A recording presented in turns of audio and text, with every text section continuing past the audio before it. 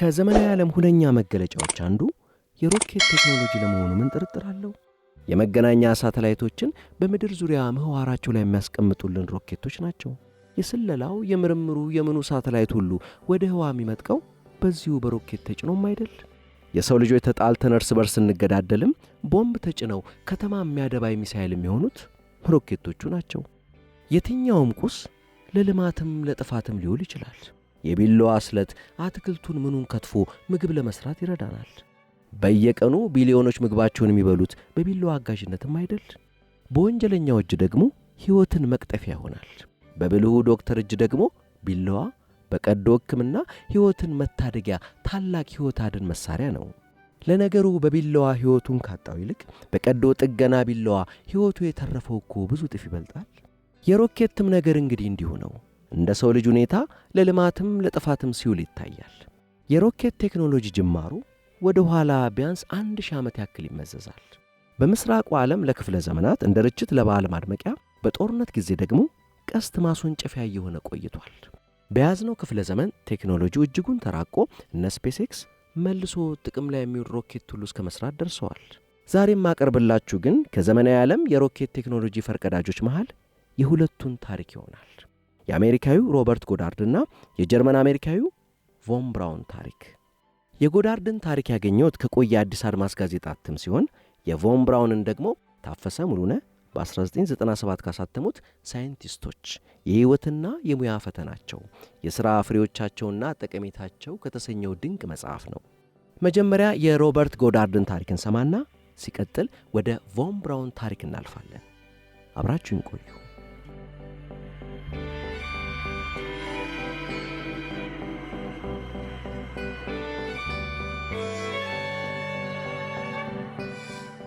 ወገኖቹ የተሳለቁበት ተመራማሪ ሮበርት ጎዳርድ።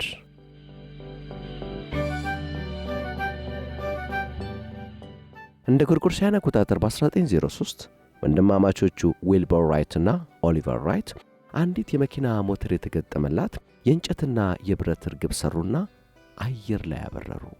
በኋላ አውሮፕላን የተሰኘችው ርግብ አየር ላይ የቆየችው ለ12 ሰከንዶች ነበር። ቢሆንም የሰው ልጅ አየር ላይ መብረር እንደሚችል ለማሳየት በቂ ነበረች። ከ5 ዓመት በኋላ ሁለቱ ወንድማማቾች ከአሜሪካ የመከላከያ ኃይል ጋር ኮንትራት ለመፈራረም በቁ። የአየር ኃይል ለማቋቋም መሆኑ ነው። ዊልበር ራይት እና ኦሊቨር ራይት በመላው አሜሪካ በአጭር ጊዜው ዝነኛ ከመሆናቸውም በላይ በፈጠራ ውጤታቸው ተጠቃሚ ለመሆን ችለዋል። ሮበርት ጎዳርድ ግን እንዲህ አልቀናውም። እንደ ጎርጎሮሳውያን አቆጣጠር በ1882 የተወለደው አሜሪካዊ ጎዳርድ ዕድሜውን የጨረሰው ሮኬት ለመፍጠር ሲመራመር ነበር። ከምድር ወደ ጨረቃ የሚጓዝ ሮኬት ለመስራት ነበር የተነሳው። ስራው ቀላል አልነበረም። ያኔው አውሮፕላን አየር ላይ መብረር የቻለው ልክ ጀልባ ውሃን ወደ ኋላ እየቀዘፈ እንደሚጓዘው አየርን እየቀዘፈ ነው። የጎዳርድ ህልም ግን ወደ ጨረቃ መምጠቅ ስለሆነ የአውሮፕላንን አሰራር ሊኮርጅ አልቻለም። ከትንሽ ከፍታ በኋላ የሚቀዘፍ አየር የለም። ጎዳርድ መፍትሄ ፍለጋ ተመራመረ። እንደ ጎርጎሮሳውያን አቆጣጠር በ1915 አየር በሌለበት ህዋ ውስጥም መጓዝ እንደሚቻል በንድፈ ሐሳብ ደረጃ አረጋገጠና የጥናት ውጤቱ ለህትመት በቃ። የጎዳርድን የጥናት ውጤት ከቁብም የቆጠረው ሰው አልነበረም። ጎዳርድ በዚህ ቅር ሳይሰኝ ንድፈ ሐሳቡን በተግባር ለመተርጎም ተነሳ። ከ5 ዓመት ዝግጅትና ጥረት በኋላ ጎዳርድ የመጀመሪያውን ሮኬት በ1920 ሰርቶ ጨረሰ። ሮኬቱን ይዞ ከከተማ ወጣ ወዳለ ስፍራ ሄደና ሮኬት የማስወንጨፍ ሙከራውን አካሄደ። አልተሳካም። ሮኬቱ ንቅንቅ አላለም። እምቢተኛውን ሮኬት ይዞ ወደሚሰራበት ዩኒቨርሲቲ የመልስ ጉዞ ሆነ። የሚስተካከሉ ነገሮችን አስተካክሎ እንደገና ሊሞክር ወደ መስኮታ። ይሁንና ሮኬቱ አንድ ስንዝር አልንቀሳቀስ አለ። ይሞክራል። ሮኬቱ ግን እዛው እንደተተከለ ጭጭ ነው። ፍተሻውን ሊቀጥል እንከኑን ሊነክስ የተረገመው ሮኬት ታክፎ ሲመለስ ዩኒቨርሲቲው አካባቢ የሚያገኙት የሥራ ባልደረቦቹ የጨረቃው ጉዞ እንዴት ነበር እያሉ ይቀልዱበታል። የሥራ ባልደረቦቹን ቀልድ ችላ ብሎ ወደ ቤተ ሙከራው ይጣደፋል። ሮኬቱን ፈታቶ ስተቶቹን ያርማል። የሂሳብ ቀመሮቹ ከፊዚክስ ሕግጋት ጋር የተጣጣሙ መሆናቸውን ደጋግሞ ይመረምራል። በምርምሩ ሂደት የሚመጡለትን አዳዲስ ሐሳቦችንም በማሻሻያነት ይጨምራል። ከብዙ ድካም በኋላ ሮኬቱን ከአንድ ሜዳ መሃል ለሙከራ ይተክላል። የማስወንጨፍ ኃይል የሚያመነጨውን ነዳጅ ለማቀጣጠል ራቅ ብሎ ሲለኩስ እሳቱ ከእንጨት እየተላለፈ ከሮኬቱ ዘንድ ይደርሳል። ምንም ውጤት የለም። ምንም እንኳ ስኬት ቢርቀውም ተስፋ የማይቆርጠው ጎዳርድ በሂደቱ ስለ ሮኬት አሰራር የነበረው አስተሳሰብ እየዳበረና እየጠራ መጣ። በዚህ መሃል ሐሳቡን ለወገኖቹ ለማጋራት ታዋቂ ለሆነው የኒውዮርክ ታይምስ ጋዜጣ አንድ ጽሑፍ ላከ። ጽሑፉ የደረሳቸው የኒውዮርክ ታይምስ አዘጋጆች የንድፈ ሐሳብ ትንታኔውን ትተው በጽሑፉ መደምደሚያ ላይ ብቻ አተኮሩ። ጽሑፉ ሁነኛ ነዳጅ ከተጠቀምን ብዙ ርቀት ወደ ላይ የሚጓዝ ምናልባትም እስከ ጨረቃ የሚደርስ ሮኬት መስራት ይቻላል በሚል የጎዳርድ አስተያየት ነበር ያበቃው። ጋዜጣው የጎዳርድን አስተያየት ለማጣጣል ተቻኮለ። የጋዜጣው ርዕሰ አንቀጽ አየር በሌለበት ህዋ መጓዝ እንደማይቻል ለማወቅ የሃይስኩል የፊዚክስ ትምህርቶችን መከታተል በቂ ነው ሲል በዩኒቨርሲቲ የፊዚክስ አስተማሪ ሆነውን ዶክተር ጎዳርድን አቃለለ። ዶክተር ጎዳርድ በጋዜጣው ስድብ አዝኖ ሁለተኛ ላይ ጽፎ ወሰነ። ሙከራውን ግን ቀጠለ። እንደ ጎርጎሮሳውያን አቆጣጠር በ1926 የ3 ሜትር ርዝማኔ ያለው ሮኬት መኪናው ላይ ጭኖ ከከተማው ወጣ። ሮኬቱን መሬት ላይ ተከለና እንደተለመደው ከሩቅ ሆኖ ለኮሰው። እሳቱ ቀስ እያለ ሮኬቱ ድረስ ተጓዘ። ለተወሰነ ጊዜ ምንም ንቅናቄ አልታየም። ጥቂት ሰኮንዶች አለፉ። ሮኬቱ ድንገት እንጣጥ ብሎ እያጓራ ወደ ላይ ተወነጨፈ። የ6 ፎቅ ያክል ከፍታ ላይ ሲደርስ ወደ ጎን ተጠመዘዘና ትንሽ ተጉዞ ተመልሶ ወደቀ። ሮኬቱ አየር ላይ ቆየበት ጊዜ 3 ሰከንድ አይሞላም። ጎዳርድ ግን ፈነደቀ። ንድፈ ሐሳቡ ከዓመታት ጥረት በኋላ እውን ሲሆን ተመልክቷላ። ቀሪው ሥራ ማሻሻል ብቻ ነው። የሙከራውን ውጤት ለማንም ትንፍሽ አላለም። ሆኖም ወሬ አይደበቅምና ጥያቄዎች ይጎርፉለት ጀመር። ሙከራው በሂደት ላይ ነው። እስከ ዛሬ ይህ ነው የሚባል ውጤት የለም ብሎ ይመልሳል። ዳሩ ሮኬትን ያክል ነገር እንዴት መደበቅ ይቻላል? በ1929 ሮኬቱን ጭኖ ሲነሳ ያዩ ሰዎች ባናፈሱት ወሬ ብዙ ሕዝብ ተሰባስቦ ግርግር ሆነ። ፖሊስ ተጠራ። ግርግርና ፖሊስ ባለበት ደግሞ ጋዜጠኛ አይጠፋም። በሙከራው ማግስት የከተማው ጋዜጣ ወደ ጨረቃ የተወነጨፈች አንዲት ሮኬት በ238,799.5 ማይል ልዩነት ኢላማዋን ሳተች በሚል ርዕስ ጎዳርድ ላይ ተሳለቀ። ጨረቃ ከምድር በ238,800 ማይል ገደማ እንደምትርቅ ይታወቃልና። ጎዳርድ ግን ከምርምሩ ላፍታም አልተዘናጋም። የሮኬቶቹ የመወንጨፍ ኃይልም ከጊዜ ወደ ጊዜ እየጨመረ ሄዷል። እስከ 2500 ሜትር ከፍታ ድረስ መጓዝ ችለዋል። በ1930ዎቹ መጨረሻ ገደማ አንድ አእምሮን የሚረብሽ ጉዳይ ገጠመው። ከየትኛውም አገር ይልቅ ጀርመን ሮኬት ላይ ያላት ትኩረት ከፍተኛ መሆኑን ባለፉት ዓመታት አስተውሏል። ጀርመናውያኑ ኢንጂነሮች እየተመላለሱ ቴክኒካዊ ጥያቄዎች ሲያቀርቡለት ሲመልስላቸው ቆይቷል። በሁለተኛው የዓለም ጦርነት ዋዜማ በ1939 ግን ጀርመናውያኑ ኢንጂነሮች ድምፃቸው ጠፋ። ጎዳርድ በዚህ ነገር ጥርጣሬ ገብቶት ለማንኛውም በሚል ሐሳብ የአሜሪካ የጦር አዛዦችን ለማነጋገር ወደ ዋሽንግተን ሄደ። ከጦር አዛዦቹ ጋር ሲገናኝ ሮኬት ወደ ላይ ሲወነጨፍ ያነሳቸውን ፎቶግራፎች አሳያቸው። ቀጥሎም ሮኬቱን ወደ ላይ በመቀሰር ፋንታ ትንሽ ጋደል በማድረግ አንድ ኢላማ ላይ ጉዳት ማድረስ እንደሚቻል ቀላልና ግልጽ በሆነ ቋንቋ አብራራላቸው። ሐሳቡ ሚሳኤል መስራት ይቻላል ነው። ጀነራሎቹ ግን ምን የዋህነ በሚል ፈገግታ ተመለከቱትና ጊዜውን ሰውቶ ሊያነጋግራቸው ስለመጣ አመስግነው ወደ መጣበት ሸኙት። ሐሳቡ ውድቅ የተደረገበት ጎዳርድ ዓመት ባልሞላ ጊዜ ውስጥ ሁለተኛው የዓለም ጦርነት ሲነሳ አውሮፕላን ፋብሪካ ውስጥ እንዲሠራ ስለታዘዘ የሮኬት ምርምሩን አቋረጠ። እንደ ጎርጎሮሳውያን አቆጣጠር በ1944 በዓለም የመጀመሪያዎቹ ሚሳኤሎች ለንደን ከተማ ላይ ዘነቡ። የተተኮሱት በጀርመን ወታደሮች ነበር። በጦርነት ወቅት ናዚዎች በአጠቃላይ 3000 ያክል ቪቱ የተሰኙ ሮኬቶቻቸውን ወደ ኅብረቱ ሀገራት ከተሞች ተኩሰው 9000 ያክል ሰዎች ገለዋል። በጦርነቱ ማለቂያ ላይ አንድ በአሜሪካኖች የተማረከ የጀርመን ሳይንቲስት ስለ ሚሳኤሉ አሰራር እንዲናገር ሲጠየቅ ለምን የራሳችሁን ሰው ዶክተር ጎዳርድን አትጠይቁትም? ከማናችንም የበለጠ ያውቃል ሲል መልሷል። ከብዙ ዓመታት በኋላ በ1969 ጎዳርድ በፈጠረው ዘዴ መሠረት የተሠራችው አፖሎ 11 የተሰኘችው ሮኬት ጠፈረተኞችን ይዛ ጨረቃ ላይ አረፈች። አሁን ሮኬት አየር ባለበትም ሆነ በሌለበት ህዋ ውስጥ መጓዝ እንደሚችል በማያሻማ ሁኔታ ተረጋግጧል ተባለ። ይህን ያለው በ1920 ጎዳርድን ያብጠለጠለው የኒውዮርክ ታይምስ ጋዜጣ ነበር። ጋዜጣው ጎዳርድን በመሳደቡ በተፈጸመው ስህተት ይጸጸታል ሲል ይቅርታ ጠይቋል። ጎዳርድ ግን አፖሎ 11ንም አላየም፣ ይቅርታውንም አልሰማም። ጎዳርድ በ1945 ነበር ያረፈው።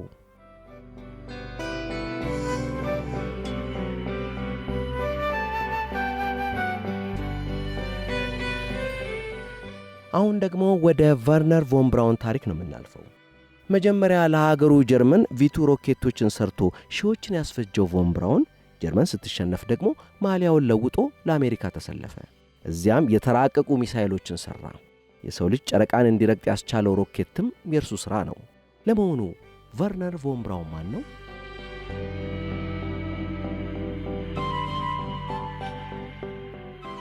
ሁለተኛው የዓለም ጦርነት በሰው ልጅ ላይ ያደረሰው ስቃይ በጣም አሰቃቂ ነው። በጠቅላላው ከ50 ሚሊዮን ያላነሰ ሕዝብ አልቋል። ወደ 100 ሚሊዮን ገደማ አካል ጉዳተኛ ሆኗል። እንግዲህ ለዚህ ሁሉ ግፍ ተጠያቂው የጀርመኑ ናዚ መሪ አዶልፍ ሂትለር እንደነበር ይታወቃል። እርግጥ የጃፓኑ ንጉሥ ሂሮሂቶና የጣሊያኑ ፋሽስት መሪ ቤኒቶ ሙሶሎኒ ተባባሪው ነበሩ። ኢትዮጵያም የዚህን ጦርነት ገፈት የቀመሰች መሆኑም የሚታወቅ ነው። ግን እነዚህ የፖለቲካው መሪዎች ነበሩ ለጦርነቱ ኃይልና ጡንቻ የሚያስገኙት፣ ተዋጊው ጦርም ውጤታማ የሚያደርገውን ትጥቅ እንዲያገኝ የሚያስችሉት ቴክኖሎጂስቶችና መሰሎቻቸው ናቸው። ከነዚህ አይነት በርካታ መሐንዲሶችና ሳይንቲስቶች ውስጥ ለሂትለር ጦርነት ጉልህ ሚና የተጫወተው አንዱ ቮን ብራውን ነው። ይህ ሰው የሠራቸው ሮኬቶች በርካታ የእንግሊዝንና ሌሎችንም የአውሮፓ ከተሞች ደብድበዋል፣ አውድመዋል፣ የንጹሐን ዜጎችንም ደም አፍስሰዋል። ቮን ብራውን ስለዚህ ሥራው ምን ይሰማዋል? ይጸጸታል? ይቆጫል? እንቅልፍ ያጣል? መልሱ አሉታ ሆኖ ይገኛል። ግን ቮን ብራውን ከጦርነቱ በኋላ ተይዞ አሜሪካ በመሄድም እዚያም ይህንኑ አይነት ሥራ ቀጥሏል። የአሜሪካ ሳተላይቶች የተጓዙበት እንደ ሳተርን የመሳሰሉ ግዙፍ ሮኬቶች የተሠሩት በዚህ ሰው ነው። ሰው ወደ ጨረቃ ለመሄድ የበቃውን በሱ ኃይል ነው። ይህ ሰው ደግ ሰርቷል? ይወገዛል? በአጠቃላይስ አንድ ሳይንቲስት የሚሠራው ሥራና የሚያስገኘው የፈጠራ ውጤት በሰው ልጅ ላይ ለሚያስከትለው መዘዝ ኃላፊነቱ ይመለከተዋል ወይስ አይመለከተውም? ይህ የሞራል ጥያቄ ነው። ወደ ቮን ብራውን እንመለስና ታሪኩን እንመልከት። ቮን ብራውን የሚኒስትር ልጅ ነው። አባቱ ከበርቴ ዲፕሎማት በመሆኑ ልጁም የእሱን አይነት ሥራ ይከተላል ብሎ ተስፋ ያደርግ ስለነበር ልጁ ምህንድስና ትምህርት ሊከታተል በመወሰኑ በጣም አዝኖ ነበር። የጨዋ ልጅ አስተዳዳሪ ወይም ጠበቃና ዳኛ ይሆናል እንጂ እንዴት ሜካኒክ ይሆናል የሚል አስተሳሰብ ነበረውና። ቮን ብራውን በልጅነቱ በትምህርት ደካማ ነበር ይባላል። እንደ አጋጣሚ ሆኖ አንድ ቀን የመጽሐፍ ስጦታ ተበረከተለት። መጽሐፉ ሮኬት ከመሬት ባሻገር ወዳሉት ሌሎች ዓለማት እንዴት እንደሚያደርሰን የሚል አይነት ነበር። ልጁ በዚህ ርዕስ ቢመሰጥም መጽሐፉን ሊከታተል አስቸገረው። ሁኔታውን ለመረዳት የግድ ሂሳብን መከታተልና መገንዘብ አስፈላጊ ሆነበት። ለዚህም ሲል ሂሳብንና ፊዚክስን ማጥናት ጀመረ። ከዚያ በኋላ በእነዚህ ትምህርቶች ከክፍሉ ልጆች የበላይነትን እንደያዘ ቆየ ይባላል። ከዚያም በ18 ዓመቱ ትምህርቱን እየተማረ በትርፍ ጊዜው የጀርመን የጠፈር ጉዞ ማኅበር የሚል የግለሰቦች ማኅበር አባል ሆነ። እንደሚታወቀው በአውሮፓና በሌሎችም አህጉራት ፈቃደኛ የሆኑ ግለሰቦች በፍላጎታቸው አይነት ተሰባስበውና ተደራጅተው ገንዘብ በማዋጣት ማኅበር አቋቁመው ሊሰሩ ይችላሉ። ለምሳሌ የውሃ ዋና ማኅበር፣ የእግር ኳስ ቡድን፣ የአውሮፕላን በረራ ስፖርት ቡድን፣ የሞተር ዕደሳ ትምህርት ቡድን፣ የከዋክብት ጥናት ማኅበር ወዘተ። በዚህ አይነት መንግሥታቸው ሊሠራ የማያዳርሰውን ወይም ገንዘብ ሊመድብ ያልፈቀደውን ሰዎች በመተባበር ገንዘብ አዋጥተው ባለሙያ አስመጥተው ብዙ ድርጅቶችን ያቋቁማሉ። ይህም አልፎ አልፎ የአምራች ድርጅት ወይም ፋብሪካ ባለቤት ለመሆን ወይም ምርምርን ለማስፋት ወይም ልዩ ሙያ ለመማር ስለሚያስችላቸው ለሀገራቸው ትልቅ አስተዋጽኦ ያደርጉበታል። ለምሳሌ ይህ ቀደም ብሎ የተጠቀሰው የጠፈር ጉዞ ማኅበር ሮኬቶችን ሊሠራ በቅቷል። አልኮልንና ኦክስጅንን አደባልቀው ሲለኩሱት የዚህ መቀጣጠል ብዙ ጋዝ ጢስ ስለሚፈጥር ይህ በቆርቆሮስ እንደታመቀ ከስር በኩል ቀዳዳ ቢከፍቱለት በዚያ ቁልቁል ሲያፈተልክ ቆርቆሮውን ወደ ሰማይ ያጎነዋል። ዛሬም ቢሆን ሮኬት የሚሠራው በዚህ መሠረተ ሐሳብ ነው። እንግዲህ ቮን ብራውን እዚያ ገብቶ ከሌሎች ሳይንቲስቶች ጋር በመረዳዳት ዕውቀቱን አስፋፋ። አውሮፕላን መንዳትም ተማረ። በዚህ ሁኔታ ትምህርቱን እየተማረ ሳለ በ1932 ዓ.ም የመሐንዲስነት ዲግሪውን አገኘ። በዚህን ጊዜ አንድ ሰው ወደ ሕይወቱ ገባ። ይህም ሰው ደርንበርገር የተባለ የጀርመን ኮሎኔል በኋላም ጀነራል ነበር። ቀደም ሲል ጀርመን የአንደኛውን የዓለም ጦርነት ራሷ ቆስቁሳ ራሷው ስለተሸነፈች ሁለተኛውን የዓለም ጦርነት እንዳትጭር በማለት አሸናፊ ሀገራት አንድ ማዕቀብ አድርገውባት ነበር። ይህም በወቅቱ ይታወቁ የነበሩትን አደገኛ የጦር መሳሪያዎች በመጥቀስ እነዚህን እንዳታመርትና እንዳታከማች ነበር። ጀርመን በዚህ ውል ውስጥ ቀዳዳ ስትፈልግ ስለነበር አዲስ የተጀመረው የሮኬት አሰራር በውል ውስጥ ያልገባ ስለነበር ይህንን ዘዴ ለጦርነት ለማዋል በማሰብ በሚስጥር የምርምር ሥራ ጀምራ ነበር። ይህንንም ለማደራጀትና ለመምራት ኃላፊነቱ የተሰጠው ለዚህ ደርንበርገር ለተባለ ወታደር ነበር። እሱም በየቦታው እየዞረ ባለሙያዎችን ሲመለምል ቮን ብራውንን ያገኛል። ቮን ብራውን ወደፊት የዶክትሬት ማዕረግ እንዲያገኝበት በሚል ሰበብ የሮኬት ሥራ ምርምር እንዲያካሄድ ያግባቡትና በቂ ገንዘብ ይመድቡለታል። እሱም በዚሁ ሥራ በ1934 ዶክትሬቱን ያገኛል። ከዚያም ይህንኑ ሥራውን ለመቀጠል እንዲችል እዚያው ጦር ኃይል ውስጥ ይመደባል። ከዚያ በኋላ ቀን ተሌት ሥራውን ያከናውን ገባ። ከባድ የሮኬት ሞተሮችን ሠራ። ወደ ሰማይም እየተኮሰ ስንት ኪሎ ሜትር እንደሚመጥቁ ምን ያክል ሸክምም እንደሚያነሱ እያጠና እያሻሻለ ግንባታውን አራመደው። ወዲያው የሮኬቱ ኃይል እየጨመረ ሲመጣ ነገሩን በሚስጥር ለመያዝ አስቸጋሪ የሆነ ሄደ። ስለዚህ ቮን ብራውን ሌላ አመቺ ስፍራ ሲፈልግና ሲያፈላልግ ከርሞ አንድ የሐይቅ ዳርቻ አገኘ። ይህም ቦታ ዙሪያውን ያለው መሬት ጥቅጥቅ ባለ ደን የተከበበ ስለነበር ለሚስጥር ሥራ አመቺ ሆነለት። ሮኬቱንም ሰርቶ ለሙከራ በሐይቁ ርዝመት አቅጣጫ እስከ 400 ኪሎ ሜትር ቢያስኬደው እንኳ ለውጭ ተመልካች እንደማይጋለጥበት አሰበ። ወዲያው ከመንግሥት አስፈቅዶና በጀት አስመድቦ ያንን የደን ቦታ ወደ ሚስጥራዊ የጦር ማከማቻነት ቀየረው። ላብራቶሪው የተሰሩበት፣ አየር ማረፊያ ተዘጋጀበት፣ ነዳጅ ማጣሪያም ተሰራለት። ሌሎችም አስፈላጊ ነገሮች ሁሉ ተደራጁ። የሮኬቶቹም ሥራ ወዲያው ቀጠለ። ይህ ቦታ ፔነሙንዲ በመባል የታወቀ ዝነኛ ቦታ ሆነ። እዚያ ቦታ ይሰሩ ስለነበሩ መሐንዲሶችና ሳይንቲስቶች ርብርብና ቀን ከሌት መስራት እዚህ በዝርዝር መግለጹ አስፈላጊ አይሆንም። ባጭሩ ለመናገር የሮኬቱ ግንባታ ሥራ በአስገራሚ ፍጥነት ተከናወነ። ለሙከራ በሐይቁ ቁመት አቅጣጫ የተተኮሰ አንድ ሮኬት ከ300 ኪሎ ሜትር በላይ ሲጓዝ ፍጥነቱ በሰዓት ከ5000 ኪሎ ሜትር በላይ ነበር። በታሪክ ለመጀመሪያ ጊዜ ከድምፅ ፍጥነት በላይ ሊጓዝ የበቃው ይህ የቮን ብራውን ሮኬት ነበር። አዶልፍ ሂትለር በዚህ ሮኬት እንዲመሰጥ ለማድረግ ቮን ብራውን ልዩ ፊልም አዘጋጀ። የሮኬቱ መተኮሻ ማማ፣ የሞተሩ ቅርጽና ኃይል፣ የአበራረሩ ሁኔታና ሌሎችም ማራኪ ትዕይንቶች በጥንቃቄ ተቀርጸው ቀረቡ። ሂትለርም የናይቱ በጣም ከመደሰቱ የተነሳ ከእንግዲህ የአውሮፓ ጦርነት የኔን ክንድ አይችለውም፣ የሰው ልጅም የዚህን መሳሪያችንን ውርጅብኝ ሊቋቋመው ከቶ አይችልም በማለት ደነፋ። ቮን ብራውንም ስለ አስተዋጽኦ የፕሮፌሰርነት ማዕረግ ተሰጠው። እንግዲህ ይህ ፊልም ለሂትለር ቀርቦ የተመረቀው በሐምሌ ወር 1943 ነበር። ግን ቀደም ብሎ በግንቦት ወር ገደማ እንግሊዞች ይህን የሚስጥር ማምረቻ ቦታ ከስለላ አውሮፕላን በተገኘ የፎቶግራፍ መረጃ ደርሰውበት ነበር። ስለዚህ በነሐሴ ወር በድንገት ደርሰው በቦምብ በመደብደብ ፍርስርሱን አወጡት። እርግጥ የቮን ብራውን ሳይንቲስቶችም በዚያ አልተበገሩም። ከሞት የተረፉት እንደገና ተሰባስበው ሥራውን በመቀጠል ሮኬቶቻቸውም በቀል ብለው ሰይመው በበለጠ ይሰሩ ጀመር። እንግሊዞች እነኚህን ጥቃቶች ለመከላከል የተሳናቸው ወይም አስቸጋሪ የሆነባቸው አንዱ ምክንያት ሮኬቶቹ ከምድር በታይ ተሰርተው ተንቀሳቃሽ ተሽከርካሪዎች ላይ በመጫን ከቦታ ቦታ ስለሚዘዋወሩ ሲሆን፣ ሁለተኛው ምክንያት ደግሞ እነዚህ ሮኬቶች ሲጓዙ ፍጥነታቸው ከድምፅ ፍጥነት ስለሚቀድም አመጣጣቸው ሳይሰማ በፊት ቀድመው ደርሰው ሰፈሩን ያደባያሉ። የእነዚህ ሮኬቶች ግዙፍነት በወቅቱ ተአምር ነበር። አንዱ ሮኬት ብቻ 12000 ኪሎ ግራም ተኩል ይመዝናል። በዚያ ላይ ደግሞ 1000 ኪሎ ግራም ፈንጂ ጭኖ ሊነሳ ይችላል። ይህን ያክል ክብደት ከመሬት ተነስቶ ሲበርና ከድምፅ ፍጥነት በላይ የተፈተለከ ወደ ጠላት ሰፈር ሲጓዝ በእውነትም በጣም አስጨናቂና አስጊ መሆኑ አይካድም። ቮን ብራውንም መሳሪያውን በቀል ብሎ የሰየመውም ለዋዛ አልነበረም። እንደታቀደውም ፈንጂዎቹ በሰላማዊ ሕዝቦች ላይ ያደረሱት ስቃይና ጭንቀት በጣም ከባድ ስለነበረ ዛሬም አበው ሲተርኩት ይዘገንናል። ግን ቮን ብራውን ዛሬም ቢሆን ምንም አይነት ጸጸት አይሰማውም። ዓመታት ካለፉ በኋላ ቮን ብራውን ስለዚህ ሥራው ተጠይቆ በሰጠው የመከላከያ መልስ በወቅቱ በአገር ውስጥ በነበረው ጥብቅ ሳንሱር የተነሳ ሂትለር ያካሄድ የነበረው ግፍ አይታወቀንም ነበር። ይህ ሁሉ ይፋ የወጣው ጦርነቱ ካለቀ በኋላ ነው። ከዚያ በፊት ሂትለር ጦርነት ጫሪ መሆኑን ባውቅም እንደ ታላቁ ናፖሊዮን አይነት አሸናፊ አድርጌ ያስበው ነበር እንጂ እንደ ጭራቅ አላየውም ነበር።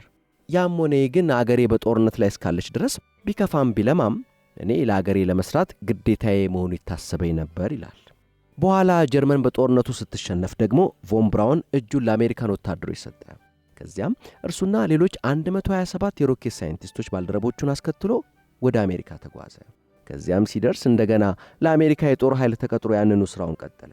ይህ ለአሜሪካኖቹ ትልቅ ጥቅም አስገኘ። ያንን ሁሉ የብዙ ዓመታት የምርምር ፍሬ በቀላሉ አተረፉ። ከጀርመን የተወረሱ ግዙፍ ሮኬቶች ተጭነው ወደ አሜሪካ ተጋዙ። እዚያም እነ ቮን ብራውን ስለ አሰራሩ እንዲያስረዷቸውና የበለጠ እንዲያሻሽሉት አደረጓቸው። ዛሬ ላይ በመላው ዓለም የሚገኙ የአሜሪካ ሚሳኤሎች በቀጥታ የዚህ ሥራ ውጤት መሆናቸው ይታመናል። በ1954 ዓ.ም አንድ የጦር ኃይልና የባህር ኃይል ጥምር ቡድን ባላቸው ሮኬት በመጠቀም ለመጀመሪያ ጊዜ የስለላ መንኮራኩር ወደ ጠፈር ለመላክ አቅደው ግን ለዚህ በጀት ተከልክለው ነበር። በኋላ ሶቪየት ኅብረት ጥቅምት 4 ቀን 1957 ስፑትኒክ የተባለችው መንኮራኩር ወደ ጠፈር ስታመጥቅ በምዕራቡ ዓለም ዘንድ ድንጋጤን ስለፈጠረ እነ ቮን ብራውን ሥራቸውን እንዲያጣድፉ ሁኔታዎች ተመቻቹላቸው። ከዚያም ናሳ የተባለው ብሔራዊ የህዋ ምርምር ድርጅት ተቋቁሞ ቮን ብራውን ወደዚያ ተዛወረ። ከዚያም በጣም ግዙፍ የሆኑትን እንደ ጁፒተር የመሳሰሉ ከባድ ሮኬቶችንና ሌሎችንም አይነት ሊሰራ በቃ።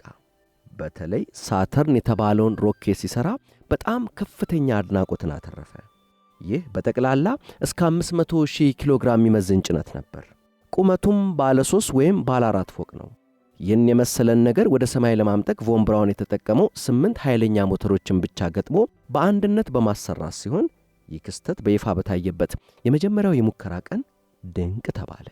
አሜሪካም ወደ ሌሎች ዓለማት ልትጓዝ የምትችል መሆኗ ስለተሰማት በዚያ ወቅት የነበረው የሕዝቡ ስሜት እጅግ ከፍተኛ ነበር። ከዚያም በመቀጠል በጥቂት ዓመታት ውስጥ አሜሪካ ጠፈረተኞቿን ለመጀመሪያ ጊዜ ጨረቃ ላይ ለማሳረፍ አስቻላት። ይህንንም እንድታደርግ ያስቻላት በይበልጥ የዚሁ የቮን ብራውን የአእምሮ ውጤት መሆኑን አሜሪካ አምናለች። በነገራችን ላይ ወደ ጨረቃ የሄደችውን አፖሎ 11 መንኮራኩር ባለ 3 ክፍል ዲዛይን እንዲኖራት ያደረገው እሱ ራሱ ቮን ብራውን ነው።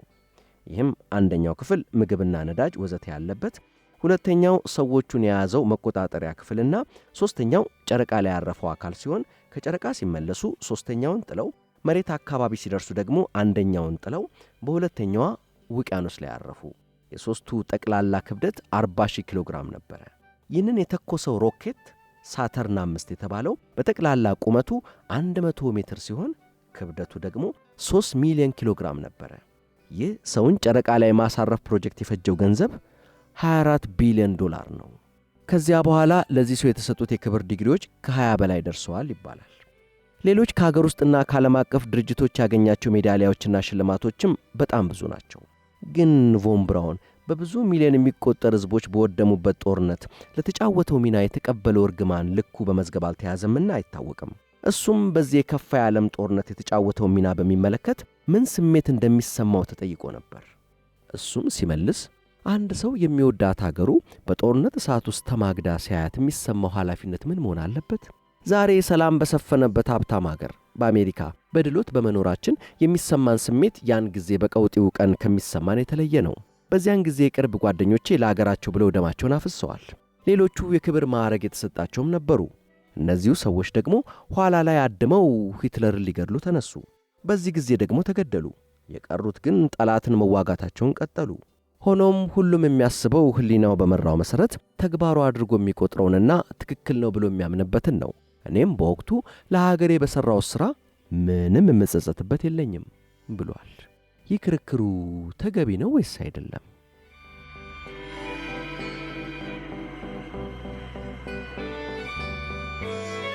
ለመሆኑ ግን ሮኬት እንዴት ነው የሚሠራው?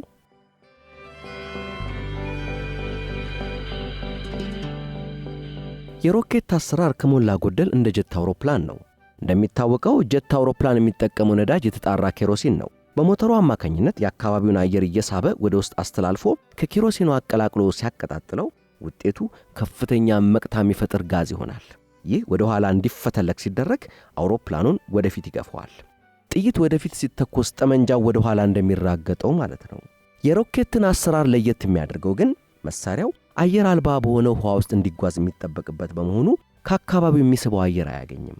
ስለዚህ ነዳጁን ኬሚካል ብቻ ሳይሆን አንዳጁን ኦክሲጅንም ጭምር ይዞ ይነሳል። ሮኬት በህዋ ሲጓዝ ወይም እንደ ሳተላይት መሬትን ለመዞር ከፍተኛ ፍጥነት ያስፈልገዋል። በሰዓት እስከ 28,000 ኪሎ ሜትርና ከዚያም በላይ። እዚያ ፍጥነት ላይ ለመድረስ ደግሞ ብዙ ኃይል ይጠይቃል። ለዚህ መፍትሄው ሮኬቱን በ3 ክፍል መስራት ነው። የመጀመሪያው ክፍል ሮኬቱን ከመሬት አንቀሳቅሶ በአየር ውስጥ እየገፋ እስከ ተወሰነ ደረጃ በማውጣት አንድ ፍጥነት ላይ ያደርሰዋል። ከዚያም ተላቆ ተለያይቶ ወደ መሬት ተመልሶ ይወድቃል ወይም በአየር ውስጥ ይቃጠላል። አሁን ቀሪው መንኮራኩር ወይም ሳተላይት ክብደቱ ስለሚቀንስለትና አየሩም ስለሚሳሳ በቀላሉ ሊወነጨፍ ይችላል። ሁለተኛው ክፍልም እንዲሁ ተግባሩን አከናውኖ ሲላቀቅ ቀሪው የሳተላይቱ ክፍል በቀላል ክብደት የበለጠ ፍጥነት ሊያገኝ ስለሚችል ወደ ታለመለት ግብ ሊደርስ ይቻለዋል። የሮኬት ነዳጅ አብዛኛውን ጊዜ ፈሳሽ ሃይድሮጅን ሲሆን ይህና ማንደጃ ኦክሲጅን ጎን ለጎን ወይም ላይና ታች ተደርገው ለየብቻ ይያዛሉ። ከዚያም በቱቦ አማካኝነት ወደ ማንደጃው ክፍል እየተወሰዱ ሲቀጣጠሉ ዘወትር በሳተላይት ማምጠቂያ ጣቢያ በቴሌቪዥን እንደምናየው የተቃጠለው ጋዝ ወደ ታች እያፈተለከ ሲወጣ ሳተላይቱን ወደ ላይ ይገፋዋል፣ ያበረዋል። ይህንን ግፊት እንዲረዳ ወይም እንዲያግዝ በጥጥር ነዳጅ የሚጠቀሙ ትናንሽ ሮኬቶች በሳተላይቱ ግራና ቀኝ ሊጨመሩ ይችላሉ። ይህ እንደ ፈሳሽ ነዳጅ በቧንቧ ከፋች አይነት በመዝጋትና በመክፈት ሊቆጣጠሩት የሚችሉት አይነት ስለማይሆን በዘለቄታ ለመጠቀም አስቸጋሪ ነው። ግን ደግሞ ፈሳሽ ነዳጅ በቀላሉ ተቀጣጣይና አደገኛ ስለሆነ ለምሳሌ እንደ ሚሳኤል በመሰሉ የጦር መሳሪያዎች ውስጥ ተሞልቶ ለረጅም ጊዜ እንዲቀመጥ ስለማይደረግና በውጊያ ወቅት ወስዶ ለመሙላት ደግሞ ጊዜ ስለማይኖር ለዚህ ተግባር የሚሰራበት ጥጥር ነዳጅ ነው። በዚህ አይነት ዛሬ በዓለም ላይ የተለያዩ ሮኬቶች ይገኛሉ።